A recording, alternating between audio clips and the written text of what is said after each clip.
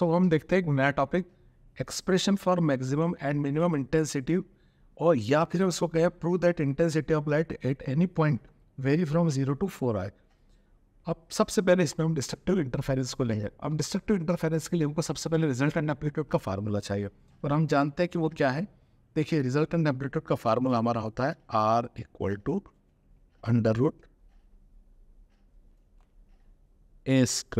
+ b² + 2ab cos phi।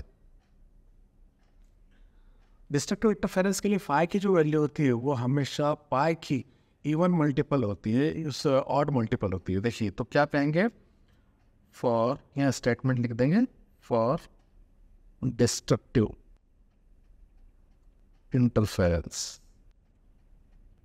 Interference, value of phi is odd multiple of pi की odd multiple होती है। मतलब मैं यहाँ बताऊँ आपको कि हम यदि वैल्यू निकालना चाहें तो देखिए, यहाँ किस तरह से वैल्यू निकालेंगे कि मैं फाई की वैल्यू को लूँगा किसके, पाई का ऑड मल्टीपल, ऑड है ना 2n-1। 2n-1 वो क्वांटिटी होती है जिसमें आप n के प्लेस पर कोई भी रियल नंबर रख दीजिए, n वो शायद इवन रखें चाहे ऑड रखें, उस n की वैल्यू कारण क्या होगा, वो वैल्यू ऑड ही आएगी। तो देखिए, n = हम यहाँ 1 2 3 जितने भी नंबर, जो भी नंबर चाहे हम उसको रखेंगे, तो हमें इसकी वैल्यू जो मिलेगी फाई की, अब देखिए वो मिलेगी पाई, 3 पाई, 5 पाई, इस तरीके से ऑड मिलेगी। अब ये वैल्यू यदि हम फार्मूले में रखें, ये फाई की वैल्यू, देखिए मैं फाई की वैल्यू फार्मूले में रख रहा हूँ, तो R = √a² + b² + 2ab, और cos फाई की प्लेस पे हमने रख दिया पाई। अब यहाँ हम सब जानते हैं कोऑर्डिनेट सिस्टम पे से हम cos पाई की वैल्यू निकालें तो वो हमेशा होती है -1। -1 वैल्यू हमारे पास आ जाती है, ये हम R में फार्मूले में रख देते हैं। देखिए यहाँ पर a² + b² + 2ab × -1। अब -1 का 2ab में इंटू होगा तो ये नेक्स्ट स्टेप बन जाएगी R = √a²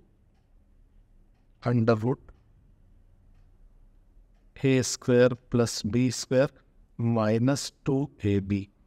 यदि हम इसको देखें तो एक आइडेंटिटी दिख रही है हमको a - b के होल स्क्वायर की, तो a - b का होल स्क्वायर यहाँ बनाएंगे हम, a - b का होल स्क्वायर। अब देखिए, स्क्वायर से रूट है, यहाँ ऑब्वियसली हमारा स्क्वायर रूट से क्या आ जाएगा, कैंसिल हो जाएगा, तो हमारे पास वैल्यू बच जाती है R = a - b। यहाँ हमें इस बात को ध्यान रखना है कि एक स्टेटमेंट देना पड़ेगा हमको कि हम क्या कर रहे हैं। देखिए, हमने जब देखा कि डिस्ट्रक्टिव इंटरफेरेंस हो रहा है, तो डिस्ट्रक्टिव इंटरफेरेंस में क्या है, जो रिजल्ट एंड एम्पलीट्यूड है उसकी वैल्यू वेव्स के एम्पलीट्यूड के डिफरेंस के इक्वल हो रही है। तो ये स्टेटमेंट हम यहाँ लिख देंगे। तो देखिए, मैं इन्वर्टेड कॉमास लगाते हुए इस स्टेटमेंट को लिखता हूँ यहाँ पर। ये देखिए, इन डिस्ट्रक्टिव इंटरफेरेंस में resultant amplitude is always equal to difference of amplitude of waves के एम्पलीट्यूड के डिफरेंस का। देखिए, यहाँ पे दिख रहा है कि वो ए और बी, उनके वेव्स के इंडिविजुअल जो है एम्पलीट्यूड से उनके डिफरेंस के इक्वल है कौन, रिजल्टेंट। तो ये हमारा स्टेटमेंट आ जाता है। तो यहाँ हमने क्या निकाला, आर की वैल्यू निकाली। अब आर की वैल्यू हमने निकालनी है यहाँ पर। अब हम देखेंगे इंटेंसिटी के लिए। अब इंटेंसिटी का फार्मूला हम देखते हैं, तो वो हमारे पास क्या है, I = देखिए, हम लोग पिछले से मैं आपको दिखा देता हूँ एक बार। I की देखो, I = I1 + I2 2I1 I2 cos π। तो यहाँ पे अपन उससे फार्मूले को यूज़ कर लेते हैं। I = I1 + I2 + 2 √I1 I2 cos π। फिर वही की वही कंडीशन जो मैंने आपको अभी बताई, कैसी कि हमने देखा for destructive interference, destructive interference के लिए phi equal to 2n-1 into pi, मतलब वो क्या है, ऑड मल्टीपल है किसका, पाई का। अब यहाँ फिर हम वो n इक्वल टू 1 2 3 4 वैल्यू यदि रख देते हैं तो डेफिनेटली हमें फाई की वैल्यू क्या मिलती है, पाई, 3 पाई, 5 पाई, ऐसी ऑड वैल्यूज मिलती है। ये वैल्यू हम यहाँ पुट करेंगे तो क्या मिलेगा, देखिए यहाँ पे i equal to i1 plus i2 plus 2 under root i1 i2, और ये वैल्यू -1 हो गई यहाँ पे। अब यहाँ पे i equal to i1 plus i2 तो अपनी प्लस भी है, ये -1 के कारण क्या हो रहा है, 2 अंडर रूट i1 i2। अब यहाँ एक बात अपने को समझ में आती है कि यहाँ i जो हमारा मिनिमम है, i की वैल्यू जो होगी is always less than i1 plus i2 होगी। क्यों होगी i1 प्लस i2, क्योंकि आप देख रहे हैं कि i के सामने i1 प्लस i2 है, उसमें से समथिंग इज जो है हम क्या कर रहे हैं, सब्ट्रैक्ट कर रहा है, तो ऑब्वियसली इसकी वैल्यू डिक्रीज होना है। तो हम इसको ऐसा भी बोल सकते हैं कि i is less than i1 plus i2।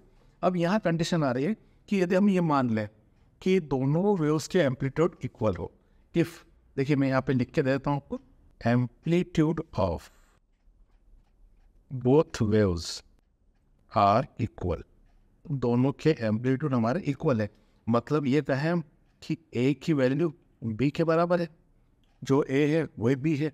तो यहाँ हम देखते हैं कि हमारे इस फार्मूले से, कौन से फार्मूले से, आर वाले फार्मूले से, यदि हम देखें तो आर वाले फार्मूले में हम देखेंगे कि हम वैल्यू पुट करें। देखिए मैं वैल्यू पुट करता हूँ, R equal to A minus B, तो यहाँ वैल्यू पुट करते से R equal to A minus 1, तो ये तो क्या हो गया, कैंसिल हो गया ऐसे, तो आर की वैल्यू क्या आ गई, 0 आ गई, आर की वैल्यू 0 आ गई। अब इस कंडीशन में क्या होगा, इस कंडीशन में दोनों इंटेंसिटी भी आपस में क्या हो जाएगी, इक्वल हो जाएगी। यदि हमें एम्पलीट्यूड इक्वल रख रहा है तो इंटेंसिटी भी क्या हो जाएगी, इक्वल हो जाएगी।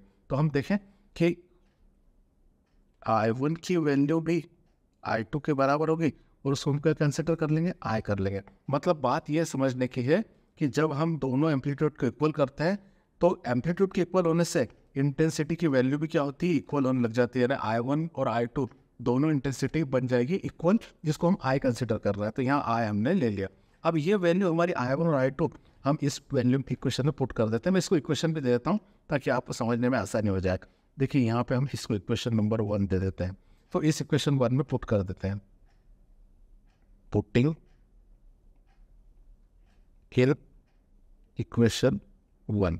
अब इक्वेशन 1 जो है हमारी I equal to I1 plus I2, I equal to I1 के प्लेस पे I2 आएगा,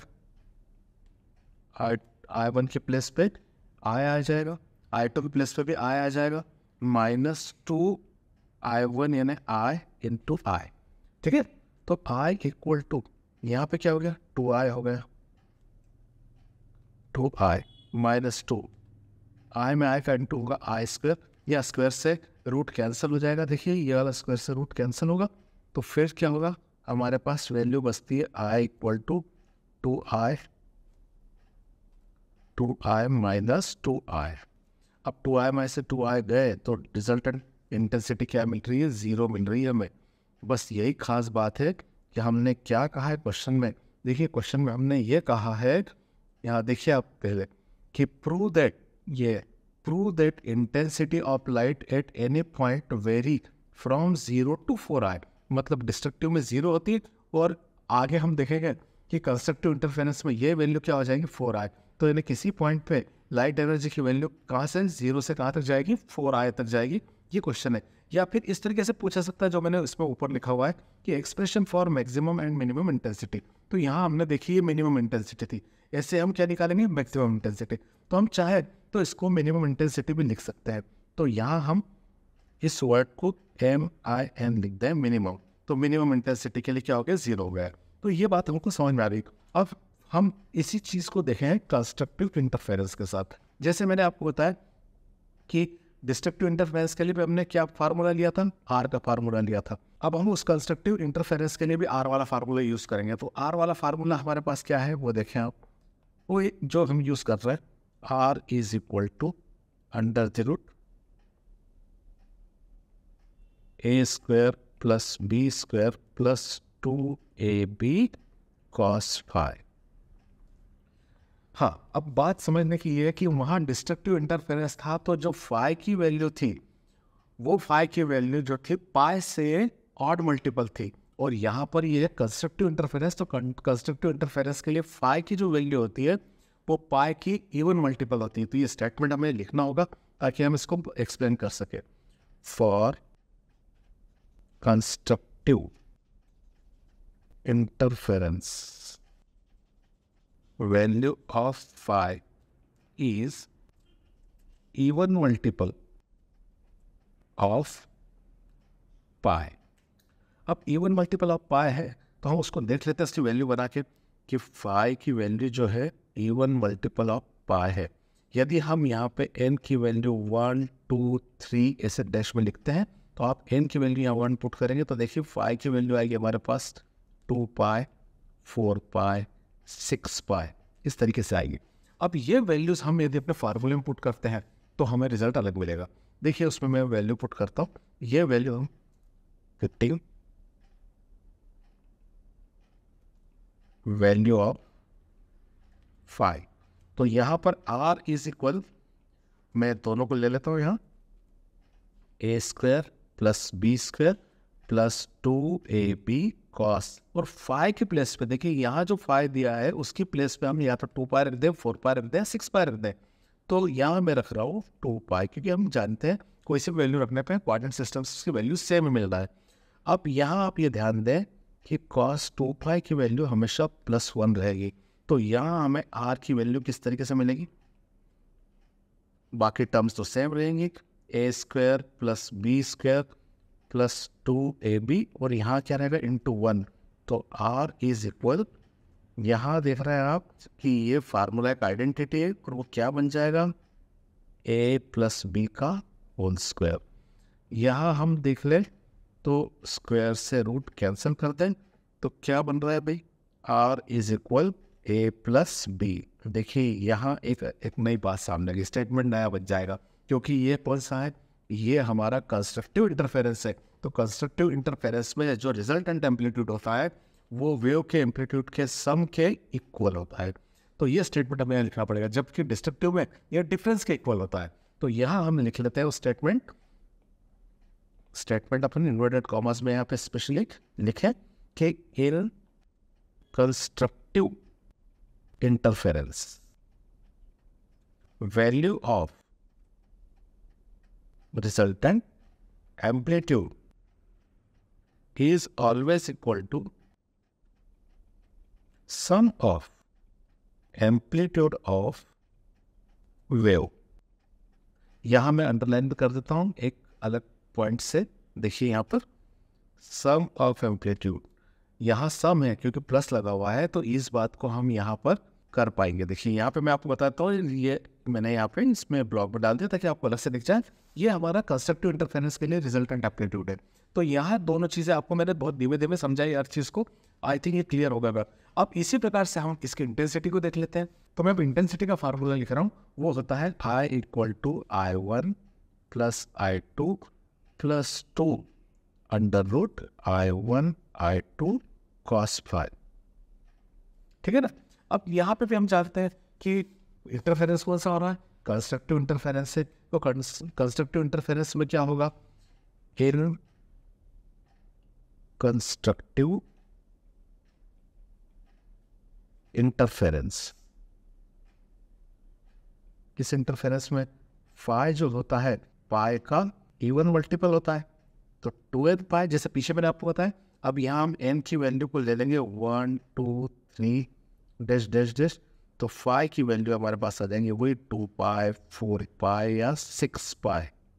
इस वैल्यू को हम यहाँ पुट कर देंगे फार्मूले में, तो पुट कर रहा हूँ मैं वैल्यूज को, i is equal I1 plus I2 plus 2 I1 I2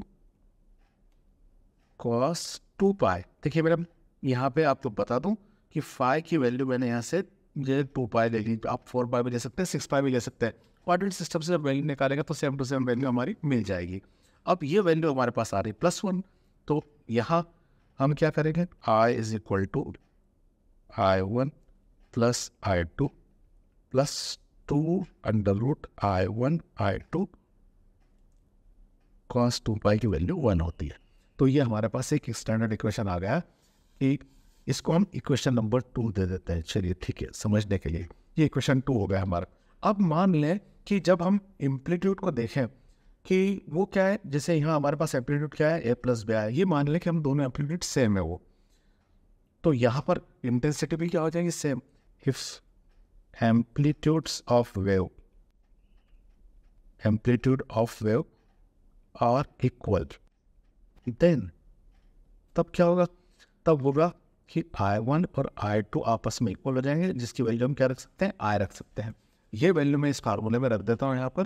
तो ये वैल्यू हो जाएगी I is equal I plus 2 I into I।